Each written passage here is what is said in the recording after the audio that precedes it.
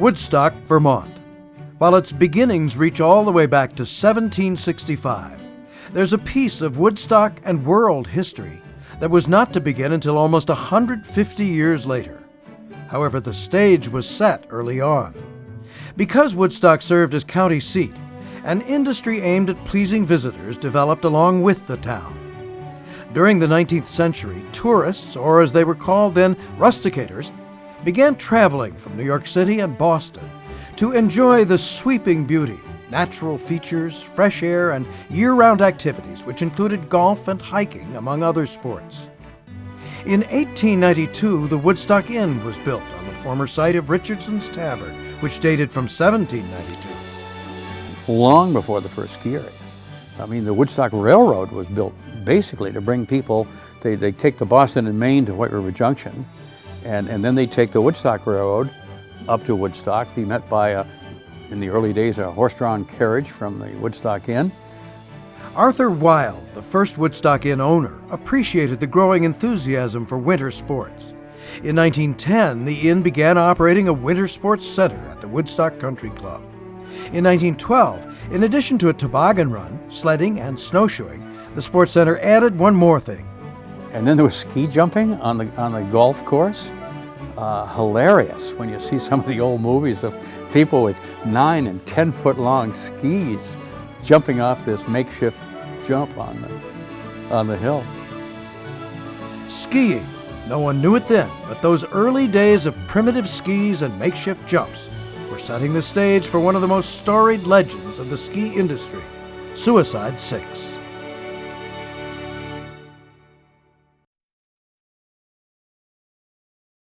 Most early skiing happened on open slopes and tamed land free of stumps, trees, and rocks. Skiing continued in this manner until 1932, when Olympic fever inspired Woodstock Inn manager Dwight Francis to start the Woodstock Ski Runners. He imported Fritz Stury to head up a ski school, and the ski craze was officially underway. I went to the sawmill where they make dowels, and I drilled a hole in the bottom of the dowel, put a nail in, and then filed the end of it off. And I got a coffee can, I drilled out around that, and I made a pair of ski poles out of that. It was Alec Bright and Al Seiss, they're big shots in skiing. They came, and I thought they were going to bust a gut laughing. I was pretty proud of those damn things, you know. In the early 1930s, Bob and Betty Royce, owners of the White Cupboard Inn, responded to the pleas of weekend skiers for improved skiing in Woodstock. They began by installing a ski tow, modeled on one recently opened in Shawbridge, Quebec. Model T and Montgomery Ward tractor engines powered the lift, which was built for $500. It ran up Clint Gilbert's pasture. Gilbert's Hill, arguably America's first ski resort, opened for its first season on February 1st, 1934.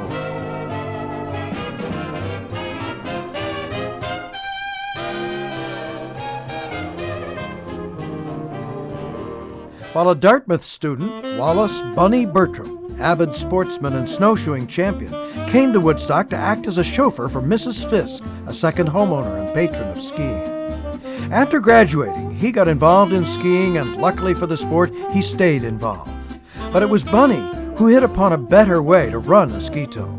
They kept burning out the engines, and so when my father was asked what he thought of it, and I remember him always saying that he thought of seeing a Ferris wheel when he was a kid, and that gave him the idea to put the drive on top so that the heavy wet rope wasn't being pushed up the hill but pulled. Bunny Bertram took over the operations of Gilbert's Hill in the fall of 1934. After electrifying the lift with the help of the Woodstock Electric Company, Bertram doubled the lift capacity to 300 skiers per hour. With the support of Mrs. Fisk, a second rope tow was added at Gilbert's Hill in 1935, while at the same time they began to develop the gully ski tows. 1935, my mother-in-law built the Gully Ski Lodge in cooperation with Bunny Bertram. It was a challenge to get the power from the next valley over the hill and into the gully. I think my mother-in-law paid for the poles and they paid for the hardware. Bertram worked out the kinks of the tows at the gully before buying the Perry pasture on the other side of the hill in 1937. It's better known today as Suicide 6. Bertram purchased 30 acres at $3 an acre, plus $500 for the forest land. Woodstock had 7 tows in operation at Bunny's Tows, Prosper Ski Tow, and Pulsiver's Place. But Suicide 6 became the premier destination. The famous Sig Buckmeyer came in 1937 as an instructor. The renowned annual Fisk race started in the same year, and Bob Borden and Archie Sharon performed tandem jumps. World War II interrupted the rapid growth of skiing, but after the war, things picked up right where they left off, with Suicide 6 gaining huge popularity with college kids and GIs getting out of the service.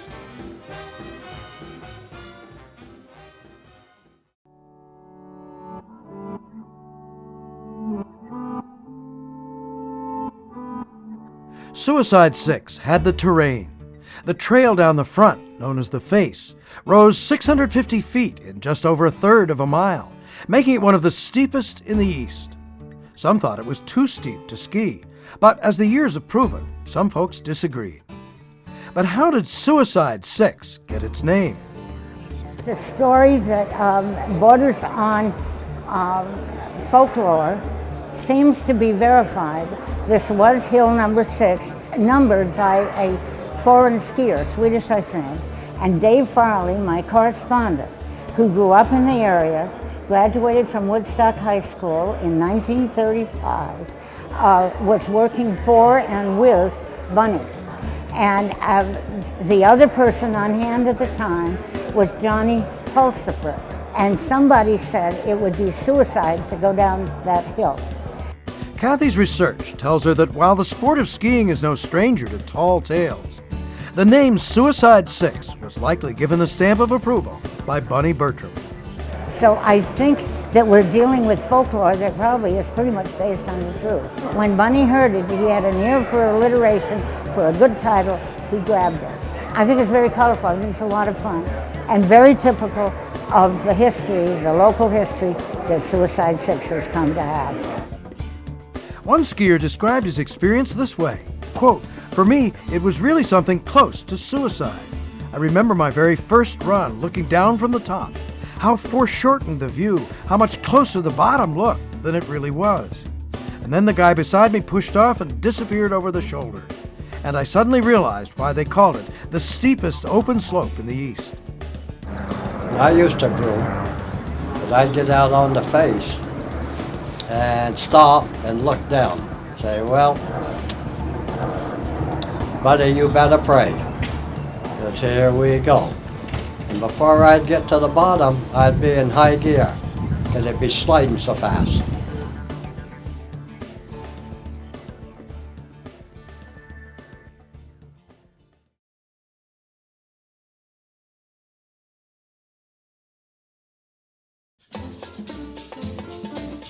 The terrain proved enough challenge, but back in the 50s, that was only half the challenge. The other half was just getting there.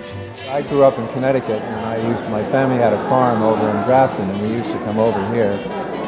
And one of my memories is going up the gully road after snow, and you'd get at the very bottom and get about halfway up, and you couldn't get any further, and then we'd have to back down and then gun it about another 50 miles an hour. It would take us sometimes 2 or 3 shots just to get up to the parking lot here, which was always an excitement. And once you got there, rope tows could add another layer of excitement to your day. The one down here on the bottom, when the right people were on the rope and the right people were running it, you could go up this hill on the bottom part about 75 miles an hour. You just about get a hold of it and you had to let go. The rope that was on what they called the lodge tow, or the tow behind the house over there, was a very unique rope because you had to get on the rope 2 different times going up the hill. It leveled off and then went up again. And Bunny designed the rope so when you got up to that level, the rope kept going way up into a pulley up on top of a pole, went through that pulley, came back down through another pulley, and then went out, and you had to grab that rope and keep going. People would get in there that didn't know how to do it or weren't expecting it when they got there. And what a pileup they'd create because they'd get stuck and wouldn't know where to go and didn't know. Once they learned how to use the rope, it was great. Back in that day, Suicide 6 had little in common with today's base lodges and amenities. Bunny was head maintenance man, and he was all over the place. I mean, getting the food, getting this, getting the toilet paper, fixing the outhouses, fixing the lift. And Betty, his wife, would have to be the public relations person. She sold all the tickets there. They had a little teeny shack, about 8 feet square, I think, and had a window in it. And you sold tickets out of that, and it was also our first aid shack. And it had a wood stove in it to boot, plus all the wood. So there just wasn't any room. The whole wood pile was piled with ski boots and logs, and that was it. And as for Bunny Bertram, taking a break was something he waited until summer to do. He did have his trusted employee, Pearlie Wheeler, the bearded ticket taker and sometime lift operator. Pearlie was legendary for his eccentricities, snowy beard, and his big heart. He helped countless local kids master the rope tow and graduate onto mountain exploration. But the kids and adults earned their days of skiing. Before the age of snowcats, skiers provided the grooming. We hated him in the morning because he'd had us side slip pack because didn't have snowcats back then. In the afternoon, we loved him because we skied free. It seemed like we went up the mountain 1,000 times a day, but probably only once. Ski patrol was kept busy by frequent leg breaks, resulting from bindings without release mechanisms, and also long thongs, leather straps that tied a skier to his or her skis. Suicide 6's first full-time patrolman was Spencer Field. And our equipment that we had at that point was non-existent. We had a toboggan and a regular toboggan that people would ride down the hill on. We didn't have any splints. We had to make our own splints out of cardboard. And we had blankets, and we had ace bandages and regular bandages, and that was about it. While most skiers hope to avoid injury, it's hard to ignore the lure of the mountain. The challenging terrain of Suicide 6 also made for the perfect training ground for some of America's first top skiers. They came from just down the road. Between the 1930s and the 1950s, Suicide 6 was home to the Dartmouth ski team. The Dartmouth kids got to ski, and they got a good reputation, and it helped the sport build because they got to ski at 6. And it wasn't the quantity of the hill, it was the quality of the hill. It gave them the toughness that they needed, how to master some of those steep spots in Europe.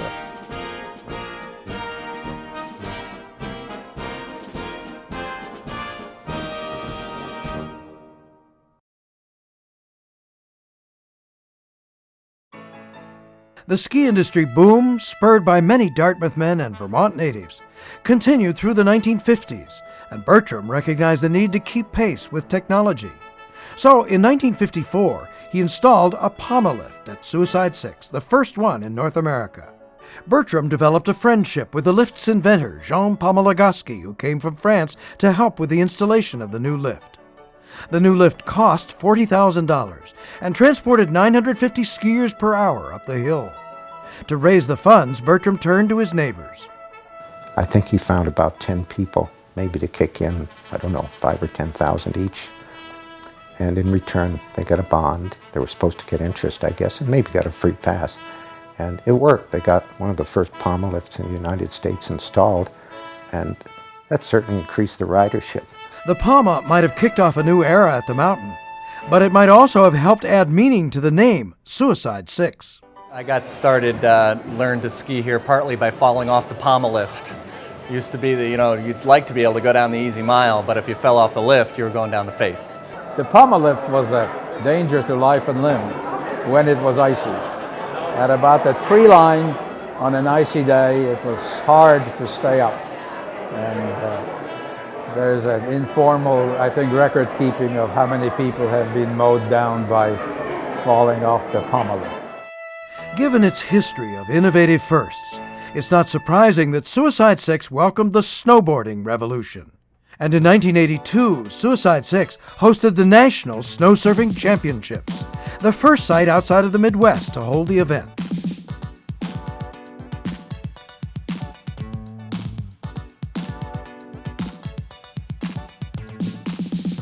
Paul Graves, organizer of the event and also a national champion, worked with Suicide Six first on the event and then on the boarding school, which provided snowboard lessons for adults.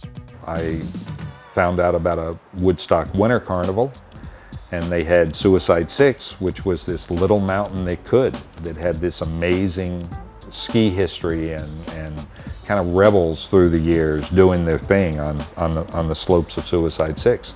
And we agreed to create the very first true national championship where any rider could show up, whether it was on a Sims board, a Snurfer, a Burton board, and see who got down the hill first. It brought us all together.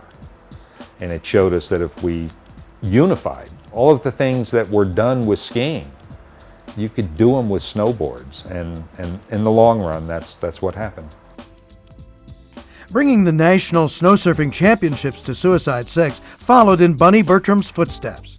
Both took advantage of a growing population of enthusiasts and new technology to start a revolution.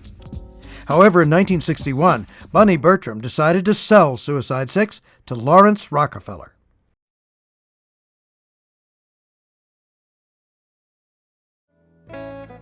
Rockefeller had married a Woodstock woman, Mary Billings French, in 1933, and so had long ties to the town.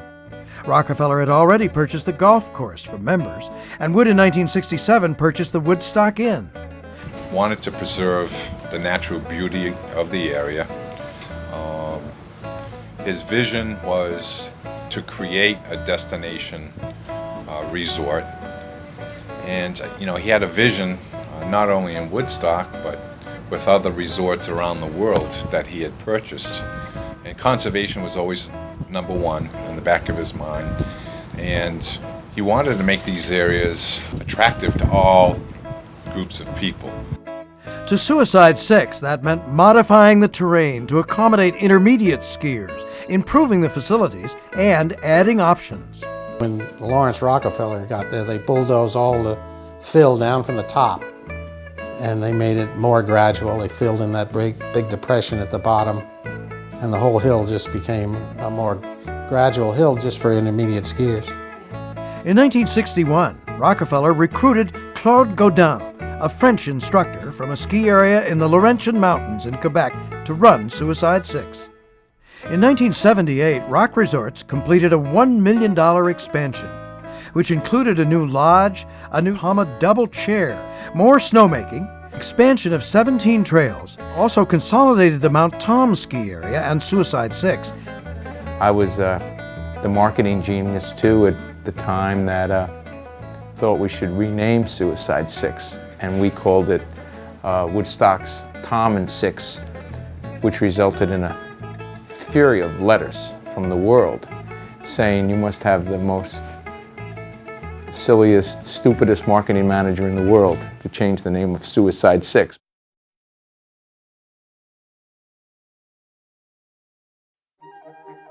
One thread running through the history of Suicide Six is the commitment to engaging young and old in the sport of skiing.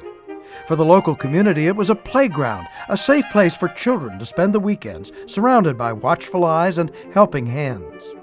But what we used to do is we'd go down the Baby Toe, up the gully, up the Swamp Toe, back down the Swamp Toe, up the Baby Toe, up the gully, back down Six and back to the top, see who could get there first.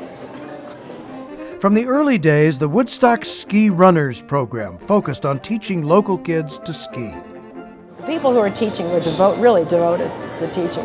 And I think that their spirit is what rubbed off, and why you became a ski instructor and why I did, is because we had people like this who were encouraging us. Kids still come to Suicide Six on Friday afternoons for training, skiing, and camaraderie. That ski club tradition is so important,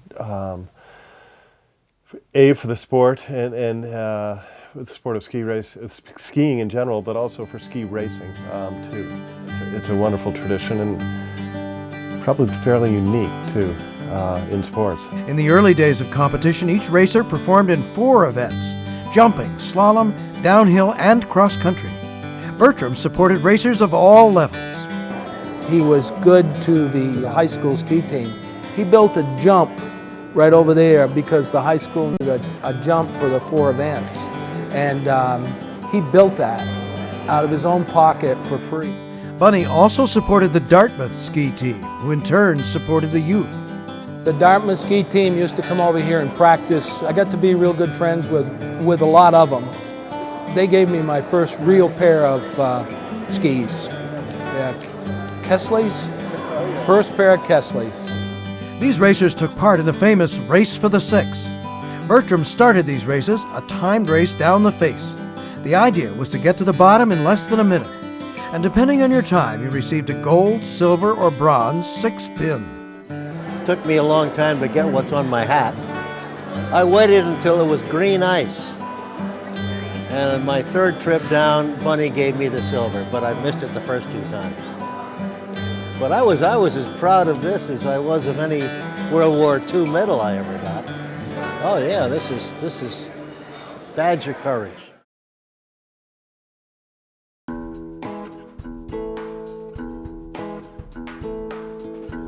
Today, Suicide 6 still stands out for so many reasons. Suicide 6 is a place where families can ski together. It's a really great mountain for a small mountain that has really good terrain. We skied powder last week in the big storm, and the Pomfret Plunge, and I've had other great days where Pomfret Plunge has some really great powder skiing, and it's really fun. It's great for kids. What do you think, Spence? Yeah. Suicide 6 is community. The painter Byron Thomas recognized it and captured that spirit in his work. Suicide 6 is the shared moments that you'll never forget. Suicide 6 is the loyalty, dedication, and the good nature of the owners and staff, past and present.